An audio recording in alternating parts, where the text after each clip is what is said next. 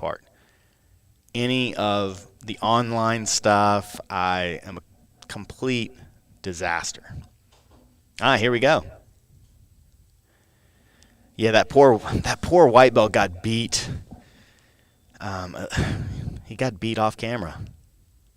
We didn't get to enjoy Brandon dismantling him. But here we go. We've got Josh Daddario, who's a purple belt. He's our kid instructor. And just to remind you guys, Brandon's going to be looking for unorthodox submission. So we got a calf slicer attempt right off the bat. And Brandon has been getting tons of look at the calf slicer. Obviously, last month was the ham sandwich month.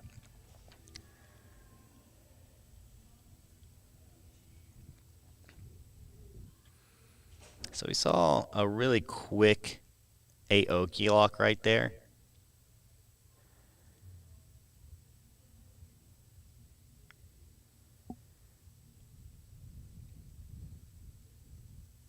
Josh, about 150 pounds, and Brandon is really light right now. He looks great.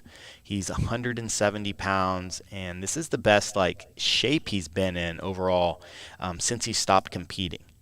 He's been as heavy as, I think, 192, but he's 170. I'm actually heavier than Brandon right now, and that has not been the case in a very long time, maybe ever. Nice. Being versatile with the guillotine is so crucial. Just like the Kimura grip, you can do so much with the guillotine.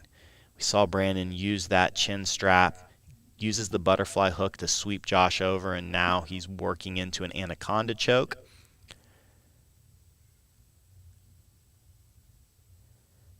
Oh, this is deep. He's going to get that one-handed finish.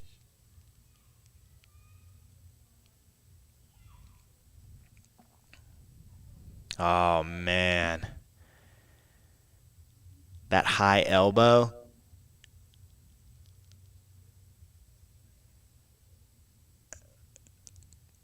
That's a gnarly one. Gnarly. So there's a couple of different types of guillotines.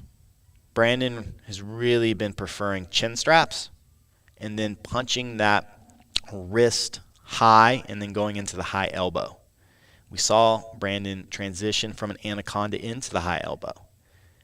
And he can finish. You can finish that without the positioning that Brandon had. Brandon obviously had dominant positioning when he finished that high elbow.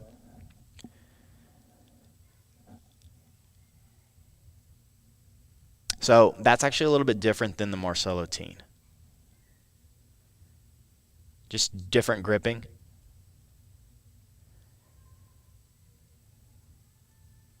Brandon, for a long time, the only, I'd say, the guillotine that he had success with was the Marcelo teen, but he's added so many different variations to his game. It's been really cool to see Brandon, like I said, was telling you guys when it was blacked out, to see him just continue to develop, and we're seeing him switch. Oh, and we're going to go to the dragon sleeper. And so this is a really interesting, if you guys can rewind later and go back and see, we saw Brandon use the guillotine for that overhead sweep and then go to the anaconda, and from the anaconda switch to a high elbow. This time he switched from a guillotine to a high elbow, and as Josh escaped his back to the mat, Brandon switched into a north-south attack. And his north-south attack, since Brandon doesn't have a north-south choke, he uses, in place of the north-south choke, he uses the dragon sleeper, that neck crank, the execution, or whatever you want to call it.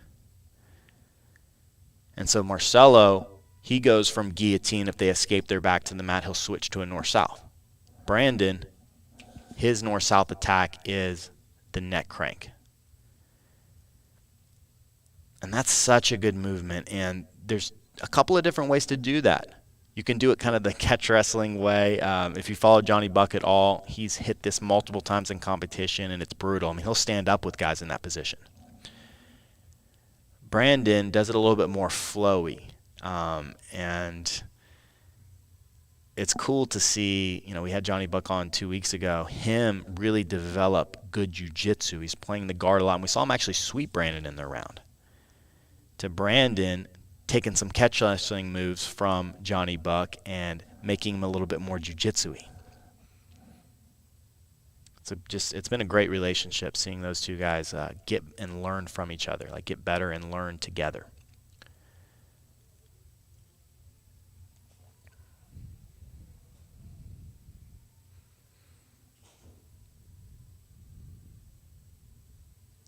Josh trying to get into the headquarter positions. The headquarter position can be very difficult to defend. Brandon did a good job stiff arming, sitting up, creating space. Now he's playing more defensive. And some of the coolest submissions we're seeing a shin lock. Oh, Brandon went for the shin lock. I was going to say, some of the coolest submissions come from defensive positions. Some of these real funky kind of catch wrestling style where you're just catching a submission. Yeah, Drew. The Napoleon frame it's basic jiu-jitsu. It should be fundamental jiu-jitsu that's taught at every gym across the world.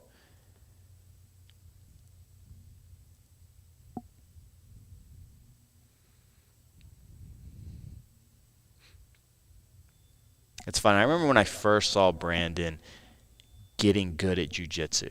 Like he was doing this effortless, as you just saw that last minute with Josh, where he's just effortlessly playing defense and countering everything Josh is trying to do. And I didn't understand it. I only understood the go hard. Try and tap him as many times as I can. And I was coming back from an injury, and I was watching Brandon. I remember thinking, like, man, I'm going to destroy Brandon. If he just lets me pass his guard like that, I'm going to tap him 5 times in a round. But when I got back, Brandon was beating me easier than ever because he had developed such cleaner jiu-jitsu, and he was becoming more efficient, and he was just learning, how to frame properly, and his movements were so much more efficient, and he understood how to drive weight better, but also how to keep weight off of him. So we got Alan Michael on bottom. Alan Michael's been training for quite a few years. He's probably been training about 4 years. He's a blue belt.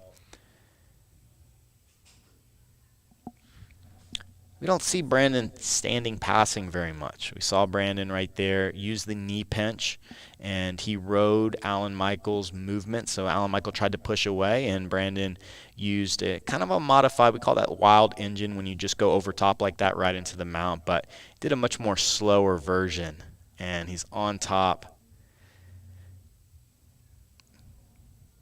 Yeah, and he's going to go for this shoulder lock right here. This is probably one of the top 5 worst positions to be in, that mounted arm bar. We've seen Gordon Ryan recently. I shouldn't say recently because he hasn't had too many matches over the past couple of years, but we have seen him in that match against Roberto Jimenez, to be specific. And Jacob Couch, I guess his last match against Jacob Couch, we saw him go to that position, and it's just so heavy. Oh, man, Brandon letting Alan Michael get deep in on that. You guys might be thinking, how is Brandon surviving? And you see he's going into this kind of plank position. You see how his left arm that's in there. Oh, Alan Michael did a good job right there because Brandon's trying to get that left arm. You see how he's trying to open space between his shoulder and neck. Man, I love watching good defense, and that was beautiful. Yeah, EJ. Some of Brandon's material, some of it is just given for free. Truly game-changing stuff that he's just got out there for free. If you guys haven't checked out that How Not to Get Crushed on bottom, you're messing up because it is free, and Brandon will send you a series of videos that will truly change, especially if you're a white and blue belt. Heck, even if you're, a purple or brown and you're just missing some fundamentals, specifically defensively. You need to check that out. Yeah, man, and Alan Michael did a really good movement. He recognized Brandon was using that plank defense, and he was opening space between his shoulder and neck because of the left arm that was in there. And he tried to use his leg to pull Brandon's arm back into position. So, great play by Alan Michael, just better defense by Brandon. And we see Brandon in this north-south position. Like I said, he doesn't have a north-south choke. So he's going to switch to this neck crank. Yeah, that's just brutal, man. Nothing. I mean, I guess every movement can be made to be jiu-jitsu, and just like you can take jiu-jitsu moves and make it into another art. Like what really makes something jiu-jitsu, in my opinion, is the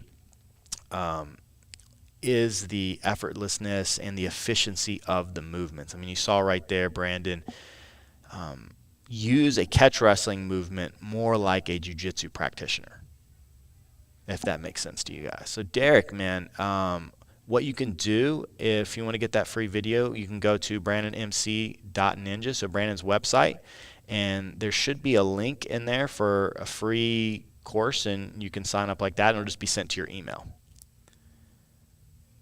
Yeah, if you haven't checked out Brandon's website, brandonmc.ninja, I mean, there's so much good material. Some of the best instructors in the world, myself included.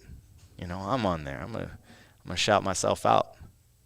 We got Alan Michael looking for this anaconda choke, and you see again how he's trying to use his legs to get Brandon's defensive arm out. Man, Alan Michael, really nice attacks.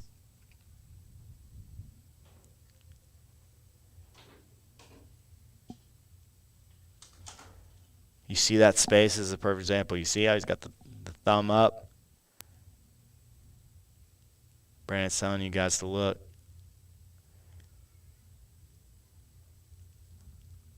Yeah, he's going to look for this leg lock here. He's going for the ham sandwich.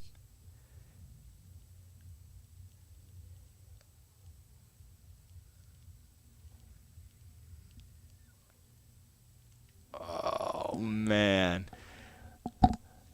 Honestly, good defense is just as fun to watch as good offense. This has been one of my favorite roles Brandon's done so far. Alan Michael had some excellent attacks. Really pushed Brandon to be defensively perfect.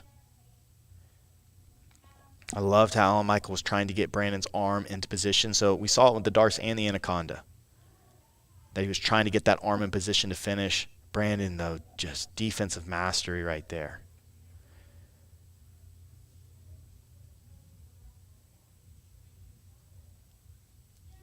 If you ask Brandon what his best submission is, he's probably going to say the triangle choke. I know a lot of people know him for other movements. Maybe it's his rubber guard, or obviously the punch choke, or he's got a really good estima lock, but the triangle is his bread and butter. It's been the submission that he's been working with the longest. And we might see this shin lock right here. I was actually watching an old video of Brandon showing this defense. Can't remember who he was showing it to. It's on YouTube. Oh, yeah, that hurts. You hear that? That hurts so bad. That's a movement right there you guys can take and tap out. Whoever that guy is that's been tapping you out, guy or girl's taking your back and choking you. Well, that defense right there is so annoying. How Brandon's sitting up, he's leaning forward, so he's here. He's not sitting back. He's not allowing them to connect. Brandon's sitting forward and hunched over. He's got his weight forward. And because their hooks are right there, Brandon's able to grab. So he grabs the foot like this and then puts his elbow into the shin, and it's a shin lock.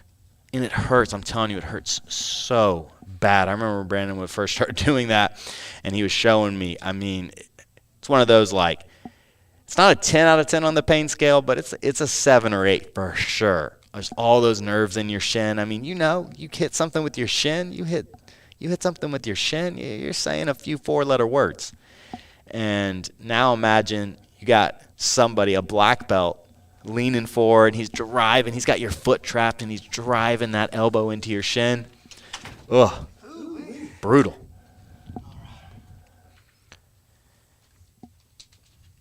So Brandon, sitting down. Got a few people, man, saying that this is their favorite thing, man. They love watching you roll with me commentating.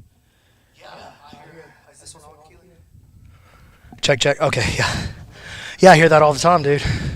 I think this is our most loved content that we put out right now, to be honest with you. As far as engagement and, like, positive feedback goes, it doesn't get seen by the most people. but it's definitely what people are most excited about that are subscribers to the channel. So we'll keep putting it out there. I don't see anybody else rolling live on YouTube. Man. You know, calling their shots, taking risks like that. Look, man, I let Alan Michael get as deep as he wanted to a couple of times. And I was telling them that's risky. You get embarrassed in front of your audience like that. And Alan Michael made some really good adjustments. Yeah, he did. He was doing good. He did. He was keeping me in the trap. Yes, offensively, he made some very, very good adjustments. And in both the Darce and Anaconda, you were trying to keep the space between your shoulder and neck open. Right here, like that. Exactly. And he was taking his legs and trying to open you back up, just like you taught a couple of weeks ago. Just like I learned from you. So it was really, really cool to see. But, let's talk a little bit about your roles. So let's talk about the Alan Michael one, because that's okay. I think that a couple might be of purple belts and a white belt. I started with a white belt. I figured as I was, like the objective, I don't know how much you told him, but like the objective was to only hit weird moves, only weird subs, right? Mm-hmm. Regular subs, we couldn't count that. So only weird ones or weird variations at the very least. It's harder to do with a white belt because they don't do the right thing. But a purple belt, I was like, oh, I'll call the purple belts over. And purple belt always does what he's supposed to do. He's just not good at it yet. What's the best way to roll with the white belt? Like for you? Self-defense. Yeah, I was going to say. Self-defense, So is that for all, or is it more of like a size thing? Or like when you're rolling with the white belt, what's the first thing you're thinking? My primary objective is just do not get hurt. Don't get dinked. Don't get kicked in the teeth. Don't get a tooth chipped. Don't get hit in the nuts. Make sure I don't do anything silly with my wrist. And then my second order of business is don't spend any energy in the round. Dominate, but even from a bad position, you can dominate psychologically, right? Like just then, Alan Michael had me in a Darce and I was dominating him psychologically, right? You saw when he had to let go, he was totally spent. He was done. You know what I'm saying? So, yeah, I want to use as little energy as possible. Because I really want to show a white belt the magic parts of jiu-jitsu, not the I can beat you parts. I want to inspire them to like, oh, do you wish to possess this power? Yeah, and it's one of those things, like, it's hard to understand if you've never been there, but you have your best sub, it's fully locked in, and you still can't finish. That's a very helpless feeling. Yeah. It's a very helpless feeling. Defensively, who are the guys that you've looked up to over the years? I mean, obviously, we've got guys like Huron Gracie, who is... Yeah, I love the Gracie brothers. I know they get a lot of hate online. I think that's totally unjustified. I think that they're phenomenal. I love those guys. I watched their Gracie Combative series probably 100 times through, I swear to God. So, Eduardo Telles. Yeah. He's one of my all-time favorite players. And not an offensive player. I wouldn't call him an offensive player on any level. I mean, of course, he's a black belt. He's a world-class black belt. He won the worlds, you know what I'm saying? So, but I think he's one of the most beautiful jiu-jitsu practitioners on earth. Oh, yeah. And, you got your more traditional guys. Jean-Jacques is the one that really inspired me to. So what he told me is if you become invincible, then you become fearless. Because you'll try anything. Because it doesn't matter. This guy can't tap you. And so you have to have it organized in your heart that way. You know what I mean? So I believe that no one can beat me. Now, that may not be true. But I believe it. Didn't that come from the university, Salo's book? Salo? Yeah. That elaborates it further. That elaborates it further. Here's exactly what Jean-Jacques said to me verbatim. He goes, you must become invincible, defensive. Because when you become invincible, then you become fearless to do anything offense. Well, that was verbatim. That was pretty good. That book, I mean, it's easily the best book that's ever been still. I mean, it's been out forever. Salo's book. Yeah, Jiu-Jitsu University. Yeah. I got that thing so marked up. The pages are all beat up. And there's a story in there that I would like to talk, for you to talk about with Salo at the prime, in his prime, rolling with the old master, the Helio man himself, Helio Gracie. And can you just kind of tell that story and then just its impact, I guess, as you become an older grappler, like how it's changed the way you think about it? Well, it changed how I thought about it as a younger grappler, too, to be honest with you. It's one of the most impactful jiu-jitsu lessons that I've ever had, and it came out of that book. So Salo talks about where he goes. He's already won the worlds a couple of times. Like, he's the world champion. I think at this time he's the reigning world champion, as a matter of fact. And so he's going to go do a private lesson with Elio, mostly out of respect, because Elio's like in his 80s, I think, at this point, or maybe even early 70s or late 70s or something like that. Can't believe he still gets out there and does private lessons, kind of age, you know what I'm saying? And so Salo says he goes and he bows to Elio, and they kind of shake hands, and Elio goes, "You are young, you are a champion, you are strong, but I don't believe that you can beat me." And Salo said that they rolled.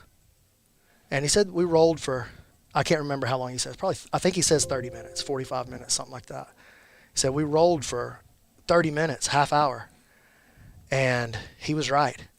He's like, I took every position I wanted, but I couldn't submit him.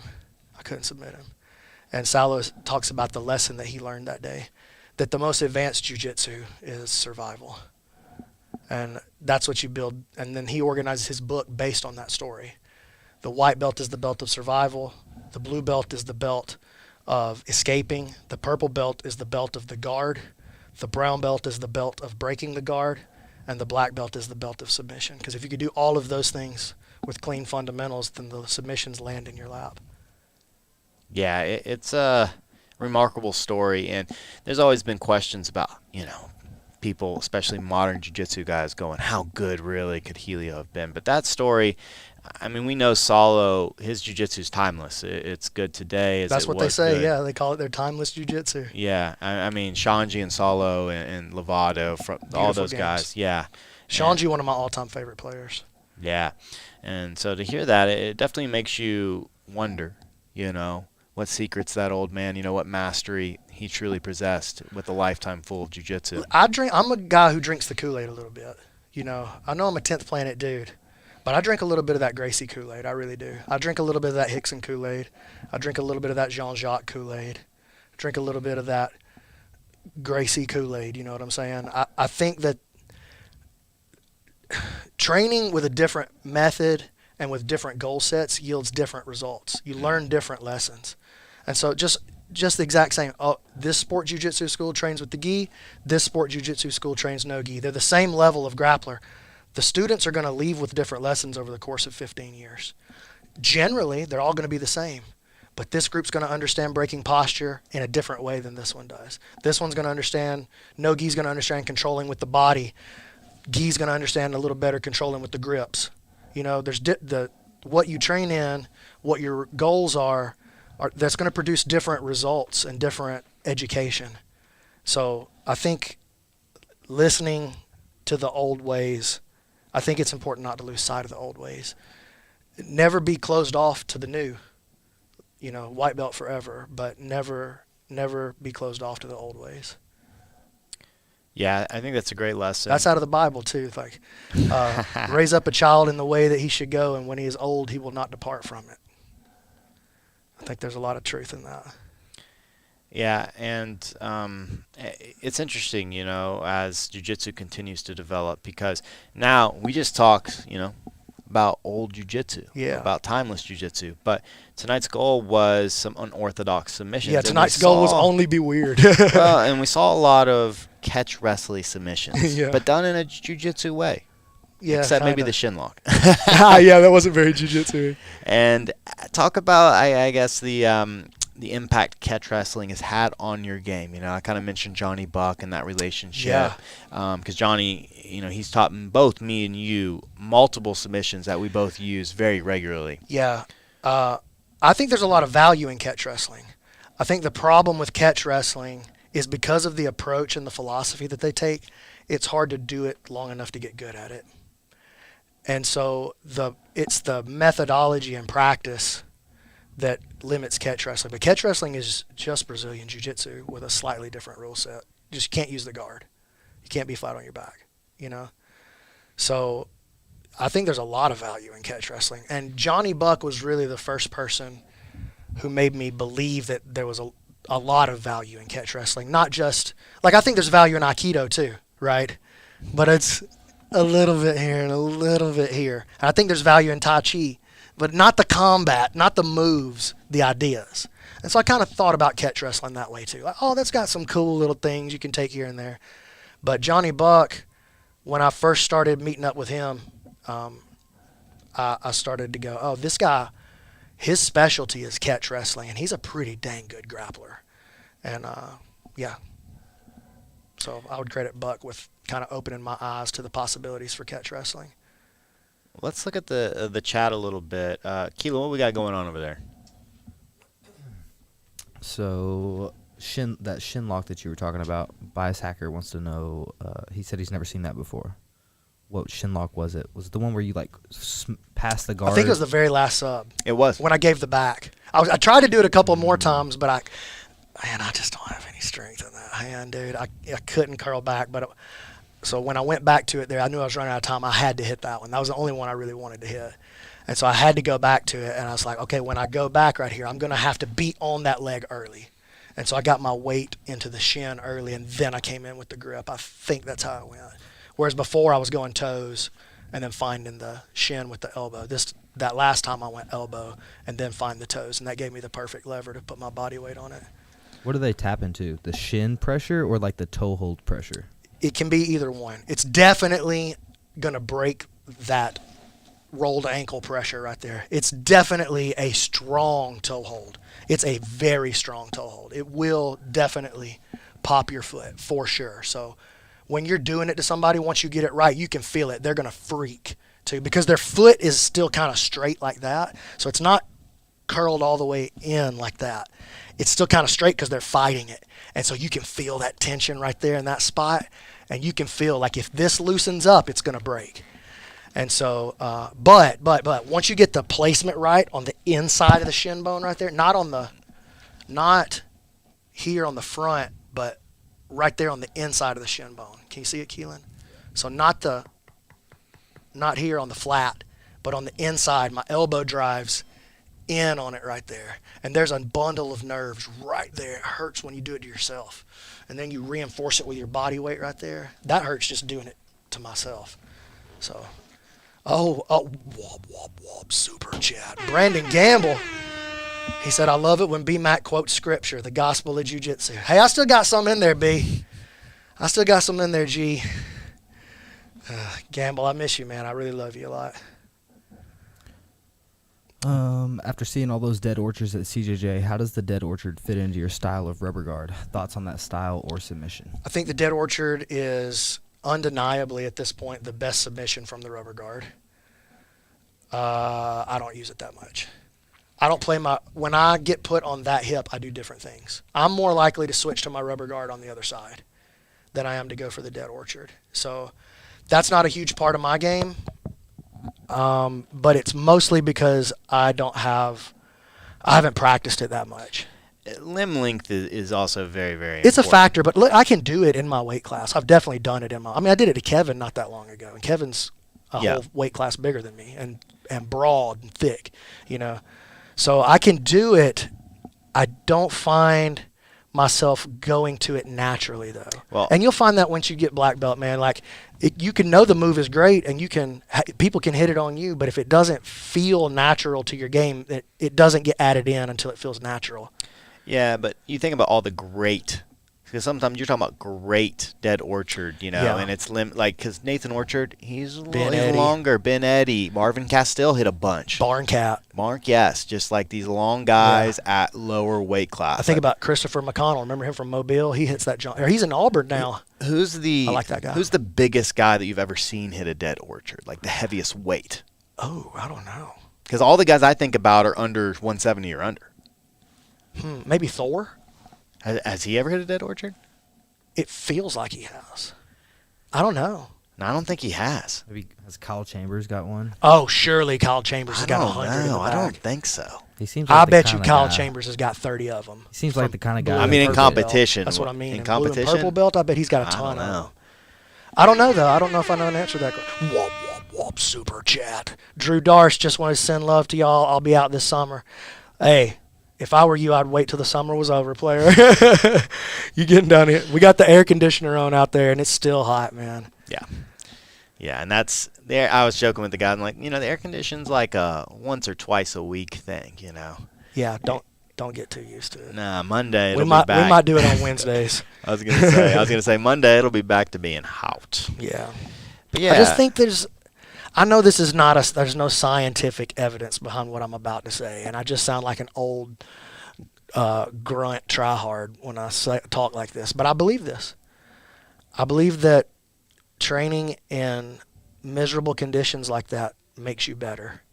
Not technique-wise, but it does a couple of things. It makes you harder.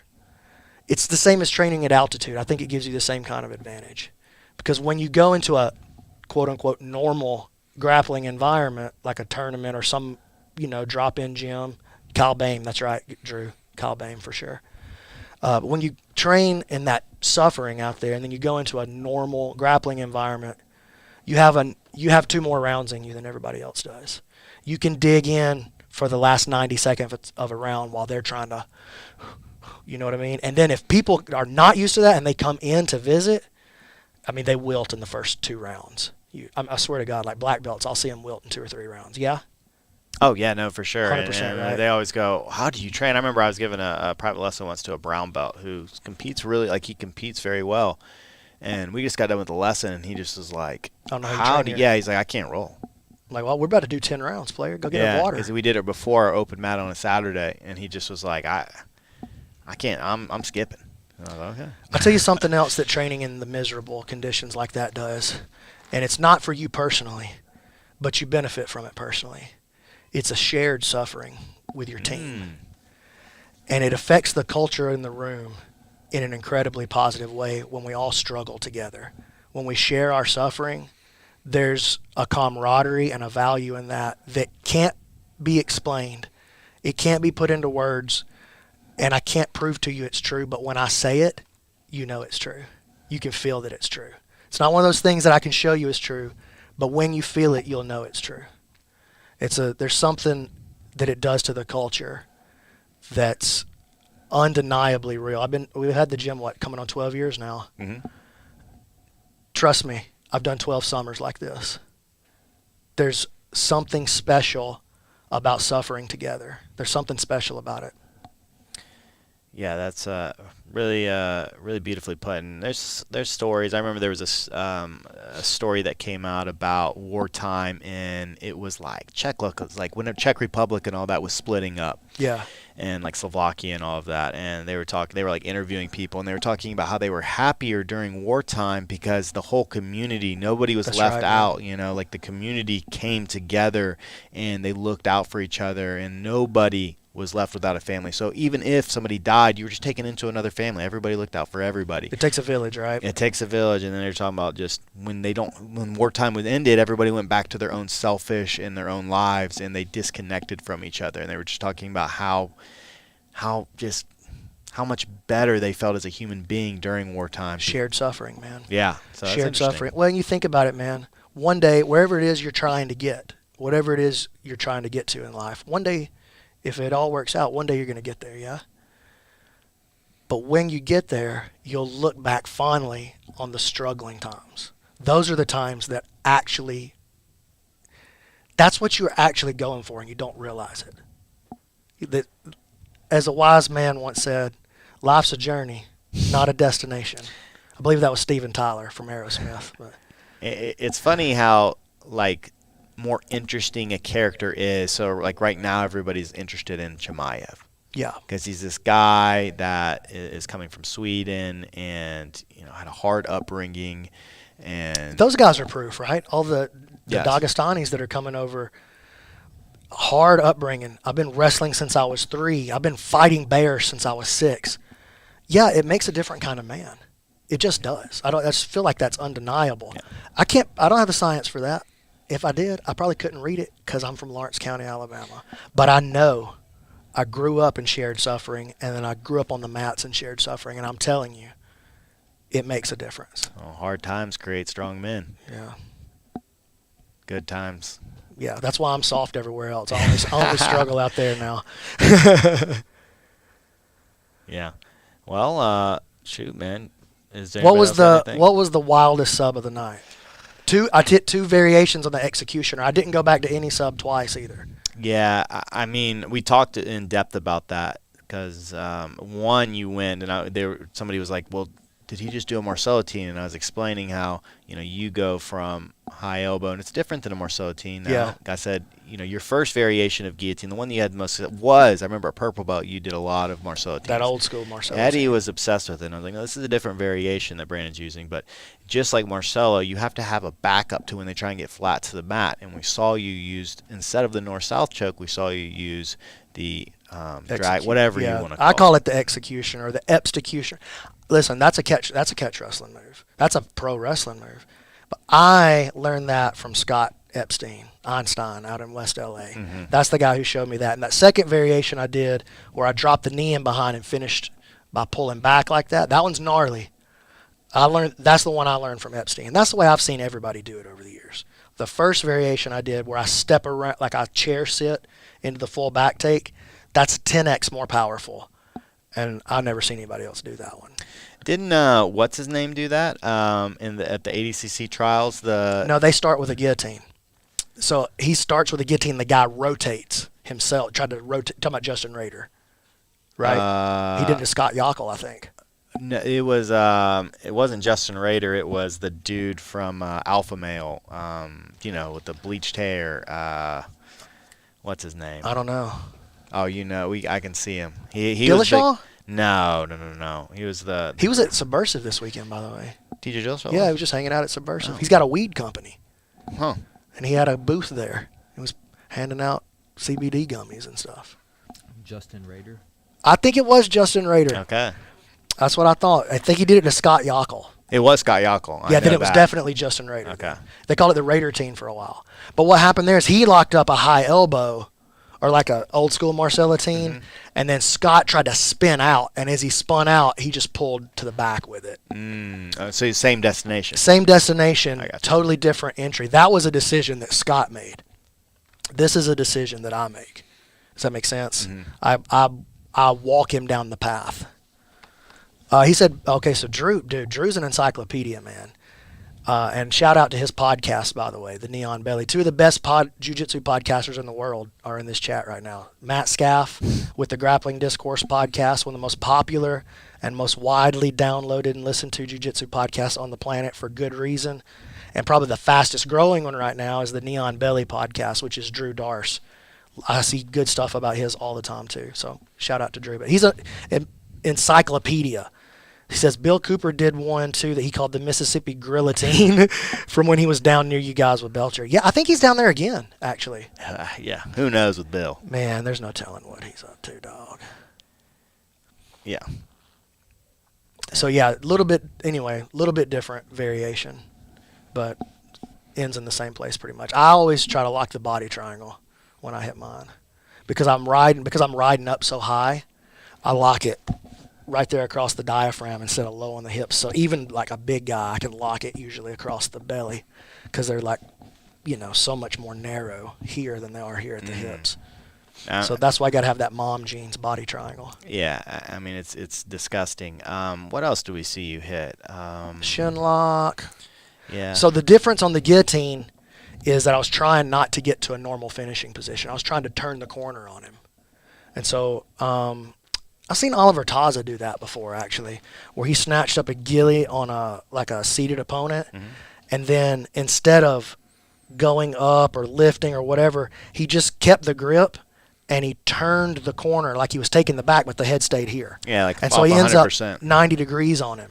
Like 100%. Yeah, and so what I was trying to do was force Alan. I think it was Alan Michael. I can't remember who it was actually, but it might have been Josh that was that long guillotine that took me forever because I was trying to get to a weird spot. It was Josh. I was trying to get to a spot where he didn't come back in between my legs, where I was finishing him over here, and so I sort of did that. You hit a McFlurry.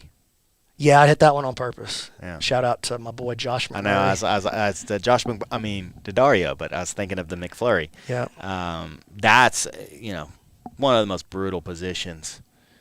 Just riding high.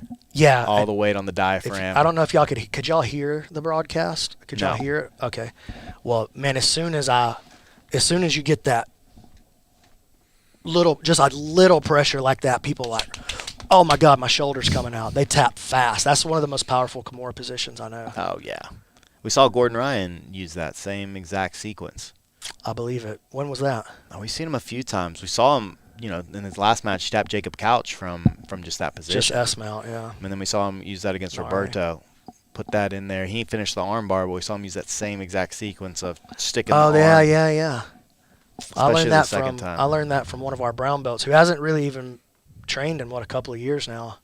2 or 3, maybe? 3? We looked the other day, actually. It was like 2.5 years was the last time he was on the mat. That he was here. Like the last time on the mat. Yeah, he had started sliding out. Probably 4 years ago. Before that, yeah. Yeah, but last time he was on the mat was 2.5 because he hasn't been since COVID. Yeah, and that's a guy I would really like to see Josh come back and get his black belt, man. He was a really strangest case that I've ever seen. The first 6 months that Josh trained with me, after 6 months, it was like he literally had not learned one thing, and he was there every time.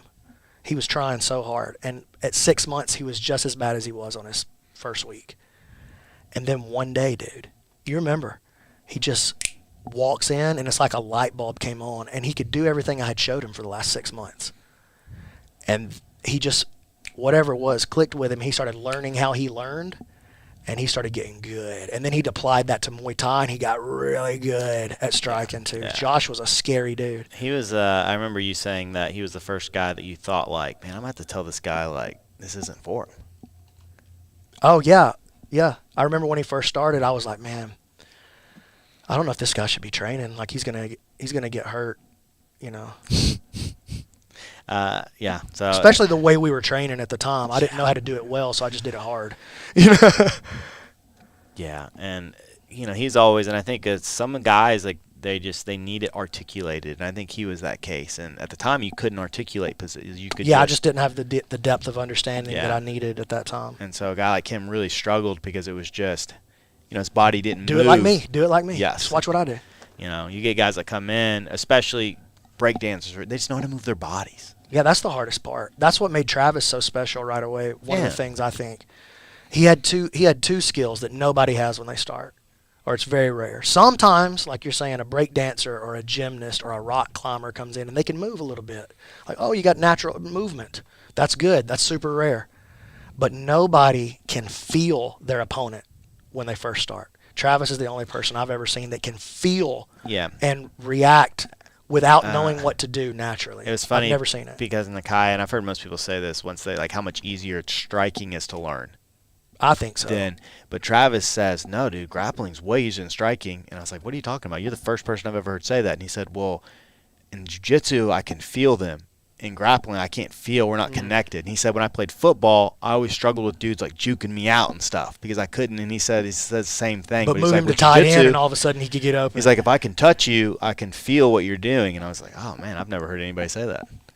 Yeah, well, like I believe that now. You believe that now. Yes.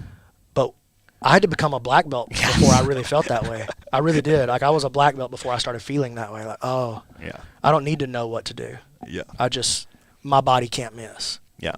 Theoretically. I feel like that's true. Yeah. And it's interesting. Travis definitely, he performs to the level of grappler he's going against because you can see like he moves better with better guys. Yeah, it's true. Because he can feel what they're doing. And then it's just an interesting case. But, let's red belt versus big anaconda. Who wins? Anaconda. Keelan. Red belt's old. Keelan, red belt. That means he's like 63 minimum. He's old, for sure. Okay. But if he's a red belt, he probably grew up in Brazil, so this ain't his first time. I just don't understand how the anaconda would win. Huh? Bro, you never seen that Jennifer Lopez movie? Yeah. You seen when he swallowed John Voight whole and spit him back out? Y'all don't remember that? I do. I seen it. I seen you pull a man's jawbone off. I seen it. That's a giant anaconda, not a big one. He just said big. Juji Guacamole, why'd your Reddit account get suspended? It didn't get suspended. I lost my password, and I can't remember it, and I don't want to start over. So I still go on there and browse around, but I don't have an account anymore. And listen, I don't need a Reddit account. That's the most toxic place on the planet. Even the jiu-jitsu community is icky. It's it's the more toxic side of the jiu-jitsu community. Yeah. Oh, that's Keelan signing us off. That means we're out, kids. Make sure you subscribe.